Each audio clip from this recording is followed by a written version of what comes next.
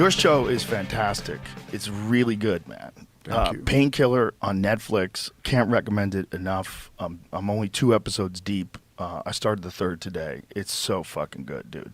And it's so disturbing because it's true.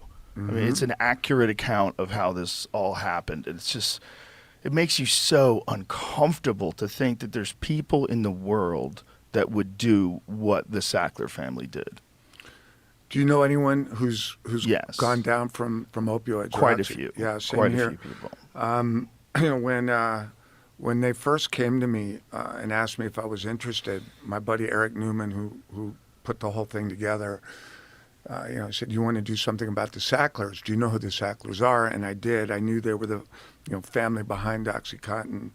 And he said, "Are you interested?" And I started thinking, and I started counting the people I know who've died or whose kids have died because of Oxycontin and opioids. And I quickly got off of both fingers, And then I started thinking about some of my heroes, my artistic heroes, Chris Cornell, Tom Petty, and like one of my big heroes was Prince. I was a huge Prince fan.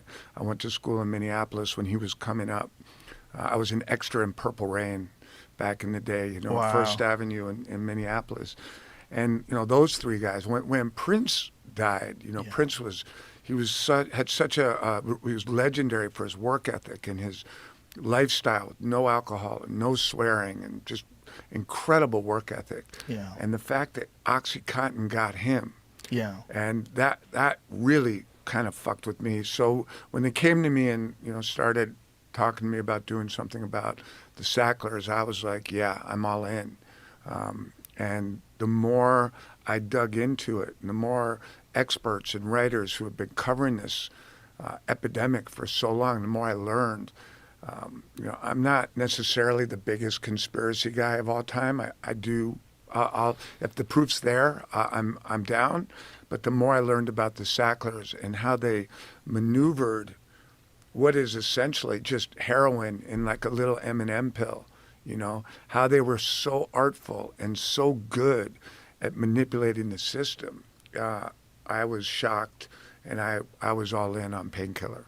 Well, I'm glad you were all in because people need to know this story, and a lot of people aren't going to watch a documentary, and they're not going to read about it. This is a very entertaining show that shows accurately how this went down, and there's a moment, and I don't want to give too much away, but there's this one moment where this ethical doctor confronts this sales girl, and that's a very, very, very powerful moment. Yeah. Because the ethical doctor who knows everything about opiates is essentially explaining to this very young girl, who's just a beautiful sales girl, that you're selling heroin. This is heroin. It's indistinguishable to the body. It's heroin. It's just you're calling it a different thing. And this idea that it's only 1% of the people have problems with it those numbers are all lies. They're always lies. They lie about how many people died. They lie about how many people get addicted. It's all a lie. And if they can keep lying and not face any repercussions, they'll keep lying because they almost have an obligation to their shareholders to do that. Yeah, and in this case, they didn't even have shareholders. It was a private company. Crazy.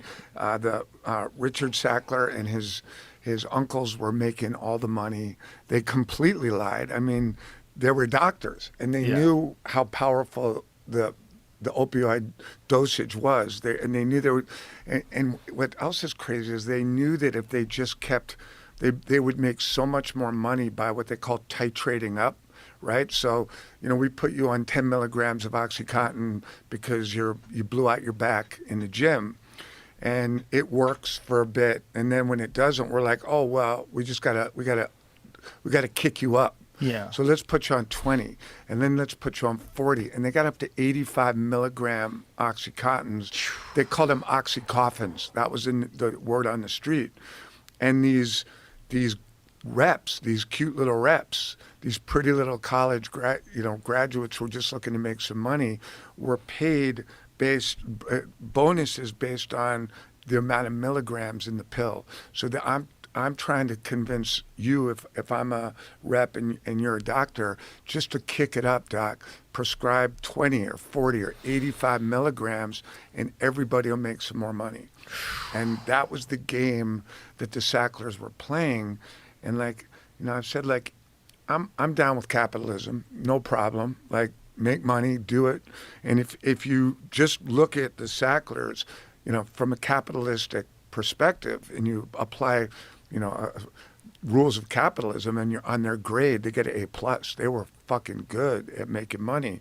You put like that much morality into the equation, and these are some evil human beings.